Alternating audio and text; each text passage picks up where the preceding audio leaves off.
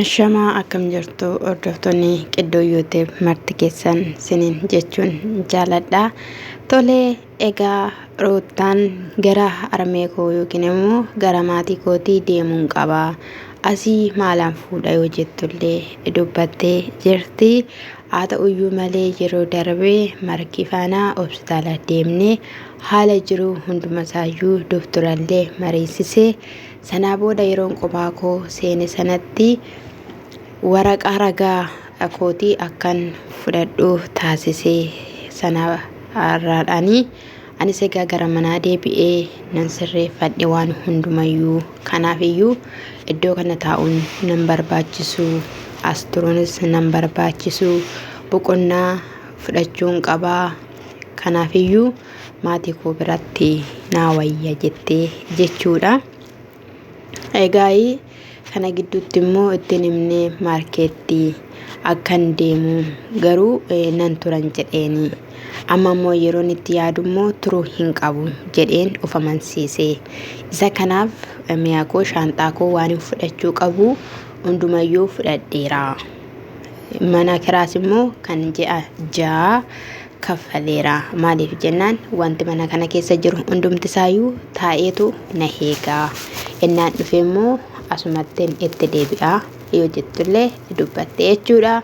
Jireenya mataa kootiin jiraadha, jireenya mataa kootii na barbaachisaa jettee achi booda utuma haasawaa jirtu markeen dhufee gaafa markeen dhufu egaa ol seenee gaafa jedhu eessa deemuufidha, maalidha shaanxaan jennaanii markee ani gara maatii kootii deemuun hin barbaada waan hundumaaf iyyuuti.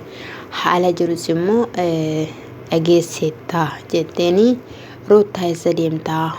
Waan hundumayyuu walii galleerraa maal takka ta'uu qabu. Kanaafiyyuu anaanis immoo nan tura naan jettee malee amman deemaa naan hin jenne. Akkasumallee yeroos qabdaa. Yeroo waan qabduu fi asuma turii. Atasi deemtee tataanaanii yaadonni inni sirreeffamanii hin badu. Kanaaf waan inni sirreessutu jira. Amma deemuu hin qabdu. Anis immoo si argachuudhaa fi haala garaagaraadhaan si gargaaruudhaaf naaf hin mijatu. Ani garuu si gaggeessuu nan danda'a. Maatii kee biraan si gahuu nan danda'a. Amma garuu tureedhaan jechuudha. Maalan turaa akkam iddoo kana maalan fuudha waan hin fuudhu waan hin jirree fi piroosesii koollee kan mana hospitaala keessaa fudhadheetoo jira, xumuree jira doktora wajjiniidhaanii. Kanaafiyyuu waan hundumaa achitti dhaqaninanii hordoffii taasisu.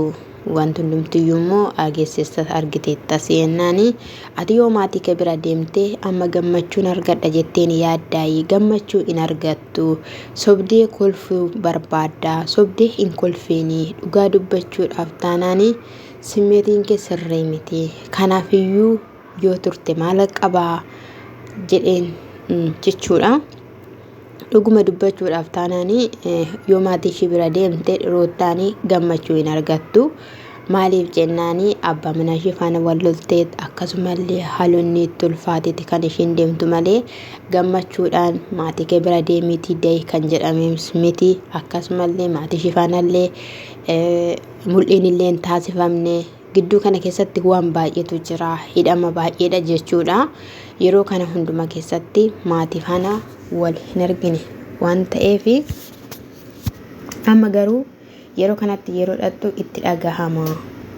Namni waan baay'ee namaan jedha, obboleessi waan namaan jedha, obboleettiin waan namaan jetti, namatti hin tolu jechuudha. Innis egaa deemuun qabdu jedheen jechuudha. Wanti ni galee jira nana mantuuyi anaan na hamanii waan baay'ees kana siif hin taasisa jedhee osoo siif hin taasisinis waan baay'ee dabarseera.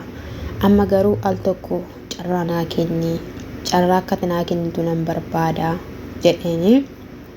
Carraa maal jedhuun sii kenna? Ani maaltu naaf iddoo kanatti mee maalidha meeyyi? Wanti hundumtiyyuu xumurameera, cufameera jennaan abdiin kutatiini. Abdii wanta ati kutattuuf tokkollee hin jiru. Wanti hin sirroomne hin jiru. Ani waan hin eegale qaba jedheen jechuudha. Egaa Ruutaa fi Abiraamii guutumaan guututti markeen akka gargar ba'an hin barbaadu jechuudha. Biraas waan hafes hin qabu. inni kun ta'uu baannaan ani jireenya keessan keessa harka koon fudhadha yoo amma ta'uu baateera ta'e maqaa keessanis hin dha'u dhaaba keessanis hin ga'u kun ta'uu baateera taanani anatu maatii kee biraan si gahee deebi'a kanaafiyyuu ammaa fi turi jedheen jechuudha yoo inni immoo dhuguma haala kanadhaan kana hunduma balleessee hin barbaadu yoo jedheera ta'e isa haati isaa hisan dhalle ani bara koo keessatti baran jiraadhe keessatti dhiira akkana nama godhee haala kanadhaan dubartii isaa yookiin immoo haadha manaa isaa gatee deemu argees hin beeku jedheen jechuudha inni kun dhugaadha anillee argee hin beeku yeroo jalqabaaf hin argee jechuudha namni nu wallola maatii isaa birattis ni bada garuu ruuttaanis gaarii hin goone simmi jettee duriyyoota yeroo manaa baatu duriyyoota biratti goddanyoota kan jedhamanii wajjiniin viidiyoo garaagaraa hojjetan biratti kan ishiin badaa turte ishiinis gaarii hin goone balleessaa guddaa qabdi yookiin immoo obboloonni saayyuu ishii jaalatu isaan biratti yookiin hin banne bakka hin taane dhatte waan baay'ee taate ishiinis balleessaa guddaa qabdi abiraam bichaa miti abiraam leegaa dhiiradha waan hundumayyuu danda'uu qaba kan jedhamudha malee ija jabaachuu qaba roorroo ofirraa dhoowwachuu qaba jedhamu maleedha lachan isaaniiyyuu balleessaniiru egaa manni biyya chaaniyaatti deebisuudhaaf deema akkasumas illee ruuttaa jigeessuuf deema wanti beekame hin jiru kana dura yoo argitaniitu ta'e gaafanni deemu ishii fuudhiti deemi jennaan maal jedhee jechuudha abiraami dhugumaan keessaan xumuraa jiru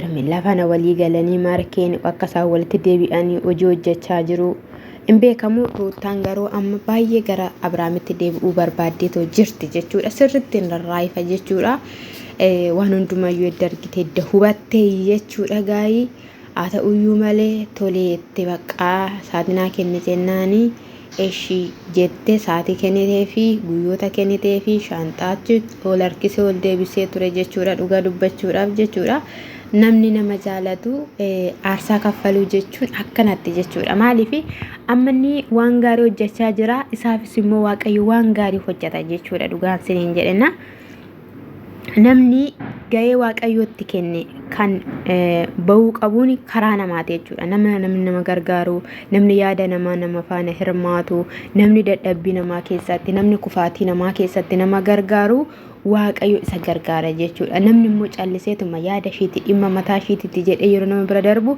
waaqayyo akkasuma dhimma mataa isaatiitti jedhee bira darba jechuudha ani wanti markiin gochaa jiru kana baay'ee jaaladhee jira jechuudha baay'een isaaniillee jechuudha akka waan inni afuura ta'etti ifachaa jiru jechuudha nagaruun itti tolee jira jechuudha bareedadha waaqayyo walitti isaan hadeebisu diigaan gaa'ilaa seexanadha namni hundumtiyyuu akka walisaa walitti deebi'anii waliin jiraatanii nuti bakka isaanii hin jiraannu garuu tokkumanii akka isaan jiraatan hin barbaanna isa kana inni biraa immoo caaltuu jechuudha obboleetti keenya caaltuu kabajamtuu intala shawaa intala oromoo jechuudha gammachuu guddaan qaba murtaara ta'ee jira jettee jirti sababni isaas jaattiin ajjii bakka hin taanetti hidhamtee jirti bakkee garaagaraa namoonni garaagaraa bakkee ishii dhaqaniitoo harkaaf sagalee fuudhanii yuutii biratti waraabanii galakkisaa turanii namoonni baay'een sababa sanadhaan na doorsisu ishii bira dhaqaniitu ajaja fudhatanii ba'u sanarraati kan ka'e ani maali jedheenanii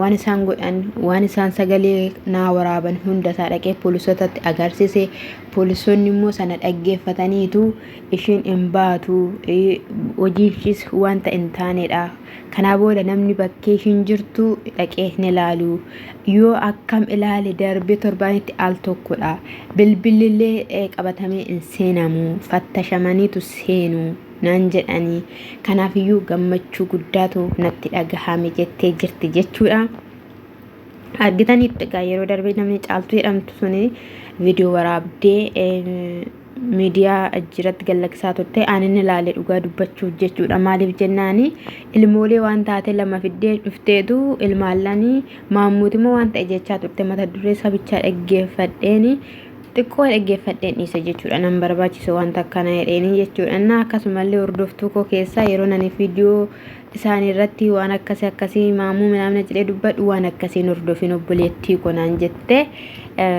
dhugaa dubbachuudhaaf jechuudha na deebistee jirti jechuudha hajaja ishiillee fudhadhee jira jechuudha kan caaltuu kanan dhaggeeffadhe malee kan isaaniin dhaggeeffanne inna wanta badaadha jechuudha suura sanallee agarsiisanillee waan hundumame otoo agarsiisanii yuu ta'eera ta'ee jalqabaa kaasanii jechuudha dhugaa dubbachuudhaaf murtoo guddaa itti fudhatama ture jechuudha jaartii hajji sana irratti amma gaa akkana godhaa as godhaa achiin goraa inni ishiin jettu afee jira jechuudha beelu isheenatu barsiise akkasumallee caaltu sanallee narraa waa baratteetta akkas godhiifiiti foon qerransaallee laadhuuf caaltuudhaaf illee jettee waan baay'ee dubbachaa turte jechuudha sun hundiyyuu karaatti hafee ishiin amma egaa fagaatti hidhamtee jirti akkasumallee akka beelaan illee argitanii jirtu jechuudha na yeroo darbellee nan beela jette gaafa nyaanne dhaquuf illee yaa turte jechuudha kan caalu taateetoo jirti jechuudha kan biraas immoo ajjiin akkasuma naafa ta'u jennaani ajjiin akkas ta'uu hin qabu balleessaan kansaa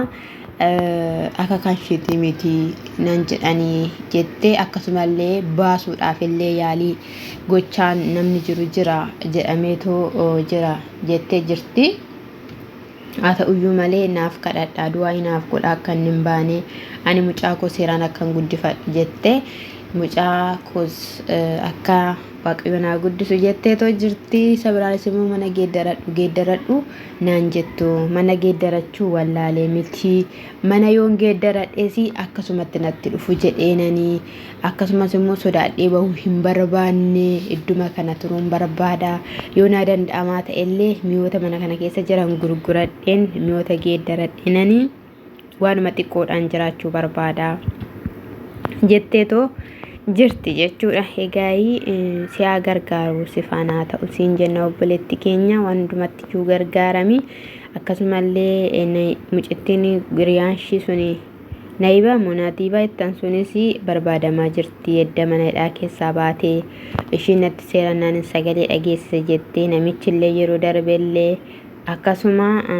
mana caaltuu dhaqellee jechuudha otoo caaltuu faana caaltuu shi'amtu shi tokko sana faana otoo algaarra ciisuu fa'ii Mustafaan fa'ii qabee ture jechuudha nama isaan beekanidha nama achuma waluma keessa jijjiiru egaa kanama baatee deemu gooftaan namarraa dhawuu sinin jechuun jaalladha isaanii baay'eedha jaartii ajjii miti kan baratan baay'een isaanii jiru wanta baay'ee kan gochaa jiran hundumti isaanii namni tokkollee nagaan qaban dhugaan sinin jedhu tokkittiin isaanii jechuudha keessattuu dubartoonni biyya sana ani maal akka ta'an hin beeku sinin jechuun jaalladha egaa akka daanqoo hammattee cuucii haftu jechuudha jaartiin ajjii wayin dammoo kan biraasi irratti hammatan natti fakkaate asaayishi jala yaa'u jechuudha nama oolchuu innansa kana sinin jechuun jaalladha mee subscribe like naa godhaa sinin jechuun jaalladha sagalee kootiif immoo dhiifamaa